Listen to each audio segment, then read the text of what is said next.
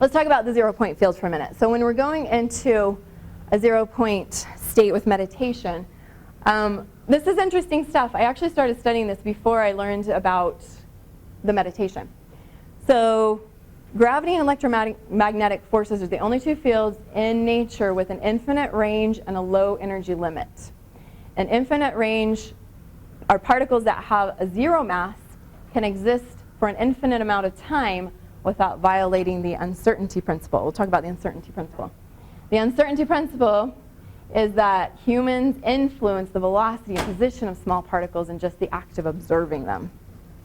And so in quantum field theory, the vacuum state is a quantum state. So basically, to kind of summarize that, they found that in space of, like you say, take an atom, and that there's actually information in that space that are called quarks. And the quarks respond to the observer. And that was like something that they had not found, that was new. And the fact that that happens, it's kind of like woo-woo, right? I mean, it's like we can actually influence quantum particles just in the act of observing them. So for some people, it speaks of God. For some people, it speaks of like there is an energy, an intelligence behind this whole, physical plane. In quantum field theory, the vacuum state is the quantum state with the lowest possible energy or 0 point field. And 0 point energy is the energy that remains when all other energy is removed from the system. So the only other thing, or the thing that people a lot of times compare to the 0 point field, is the silence. So silence and zero are similar in that you can't divide them, and they're non-dual. So they are what they are. And consciousness is also undivided and non-dual. And that was actually from Amit Goswami. So consciousness is the space that is the quarks. It is that stuff. We learned that healing takes place individually. And distance healing works better with smaller numbers. So some of you might be familiar with like prayer groups. So they've actually done research on this and found that when a group of people pray together, they can influence. There is like statistical, change as they pray for it. And so they've done controlled double-blind studies. And they've had people pray for one group. They actually think were cancer patients in the study they did, and another group that also cancer patients, but they didn't pray for them. The group that they prayed for had significantly higher rates of healing, faster healing. The cancer went into remission, really significant, whereas the other one didn't. So they found that that is a real thing. But here's the thing that I learned from Amit Goswami that I thought was very fascinating, is that there's a quantified number that this works for. So 100 to 200 is the maximum focus for global prayer and meditation. The larger the group, the more probability will control. So what that is it has to do with the quantum street light. So the idea is you have two people that are praying to get a green light. One of them's coming this way, one of them's coming this way. Who's going to get the green light? It is actually the one with the higher intention. Intention matters. The more synchronous it is with God's will, the higher. And so otherwise it just defaults to probability. So if you have two people coming to a green light, the probability would normally be 50-50 that they'll get a green one. If you add intention and a higher intention, the probability changes. It's no longer simply probability. So that was, I thought, fascinating. And then the combined intention, that's when you get juice going. Combined intention is exponential. So if you have a whole carload of people that are all meditating on a green light, it goes way up. I don't know if there's numbers for that, right? They're going to get through. So that's what's cool. And that's what I started doing meditation groups around. And we started targeting specific causes and, important, I guess, issues. So then let's talk about non-locality. Okay, so non-locality is based on the uncertainty principle. Kind of talked about that. One can never determine the position and velocity of a quantum particle. Because once you start to decide where it is, it responds to your looking, right? So it's interesting. Quantum physics is the science of possibility which consciousness can choose from. And that's what I love about it. So Consciousness has choice. We can actually go in many different directions. But chi is quantum. Okay, so that's energy fields. And meridians are approximate pathways. So they're not really local. And the morphogenetic field is non-local. Okay, so we're going to talk about the morphogenetic field. And, okay, so you guys doing good? It's a lot to take in, right? So the morphogenetic field is, so morphogenesis is cell differentiation. So how does differentiation take place? There must be programs where different genes are activated to make different proteins. This allows specific cells to generate organs. So a heart cell becomes a heart, a brain cell becomes a brain.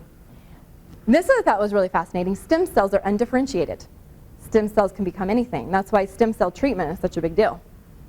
The cells are not differentiated. So the vital body is a reservoir of morphogenetic fields, which are like blueprints that allow us to make organs. So there's the blueprint. The morphogenetic field is comprised of chakras, meridians, auras, you know, all that stuff that we don't see, most of us. Some of us do. You cannot make modifications in design by addressing the physical. And that's the problem with Western medicine, right? So what is Western medicine doing? Addressing the physical. And I always have to share this because I think it's fascinating, is the origin of Western medicine. Does anybody know kind of a key element of the origin of Western medicine? Well, we're talking Western medicine.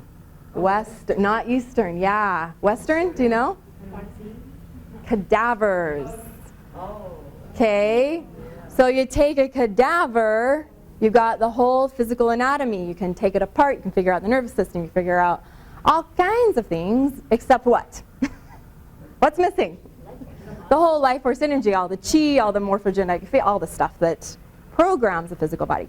So Western medicine based itself on the physical only. Eastern medicine, yes, we're going to talk more about that, has based itself almost solely on the morphogenetic fields. And so I do integrative medicine. So what would that be? Both together. Okay, so you must go through the vital subtle field to change the blueprint. Once you do that, then other things work. And okay, so we're going to talk about ways to change our morphogenetic blueprint. Chakras, so working with the chakras. Kundalini yoga, and he actually mentioned that. So these are all things basically that are taught with Quantum University and that Amit Goswami spoke to. It was chakras, Kundalini yoga, and homeopathic remedies. I added quantum biofeedback because the founder of Quantum University used to be Biofeedback University. It was all around that. And then I also added smarter drops because they are using the principles of homeopathics but coming about it a little different way, kind of like biofeedback does.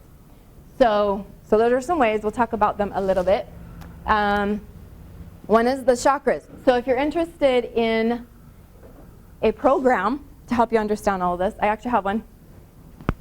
7-day program. You get it through email, and it takes you through each of the chakras, and you learn like fun stuff. Like you can learn about the multisensory avenues to chakra balance, affirmations, yoga, visualization, essential oils, gemstones. And then also Kundalini yoga as medical meditation. There's actually a book on this that's called Meditation as Medicine. And this is Nam Jyoti Kaur. And so she's been my teacher for the last 6 months. What I've learned from her is empowering. And she is actually starting a level 0. She calls it level 0 because you have to go through a whole lot of hoops. Well, I won't call them hoops, processes, to be able to teach level 1 Kundalini. Sorry, I should be careful. It's a sacred practice. And so it is, like, I am very reverent about it. But it is the mother of all yoga is the idea. It is the original and ancient healing practice, and there's a pure form of it that has been kept by 3HO, and that's why it is very, very structured and exact. And it's because Yogi Bhajan is a hero. He came here, and I don't know if you even know this story. I'll just share. I have some yoga friends in here. But he came to the U.S. in the late 70s to raise the consciousness of this people. And he felt called to do this. He did it at the cost, or the potential cost of his life. I didn't know why. I was like, who would want to kill him if they're at these higher consciousness levels? Why is because he had been told, the practice had said, if you ever take this outside of the realm in which it's supposed to be kept, you will have 1 year to live. He came here with the expectation he would only be able to do it for a year, and he would die. He taught as many people as quickly as he could. And he went back to India over a year later to say, why didn't I die? They explained, because of the intention. The intention behind what he was doing was not to violate the guidelines and the structure that had been set up, but to expand it and to take it to a place that has held the integrity of the practice to the point that now the Sikhs from India are coming to us to be reminded of what anciently was their practice. Okay? So treeoflifekundaliniyoga.com is a place to connect with Namjoti Kaur. 3ho.org is the original site for Yogi Bhajan's followers. And Cache Valley Kundalini is on Facebook. We have a group here. And transcendyoga.fit is so Transcend Yoga is actually where we do our classes. So all those are ways that you can find the original. And so yoga came through this line. I don't know how many of you are Christian, but it is a parallel to the idea of like Christ brought the truth to the church, and then all these Christian churches formed as like branches from that original truth. So yoga is the same way. And I love Christian church. I mean, they're all good, right? Yoga's all good. But this is the origin, is the idea. Okay. So, quantum biofeedback. So now I'm going to turn some time over to Bonnie Greif, and we're going to learn more about the process of biofeedback as a way to change the blueprints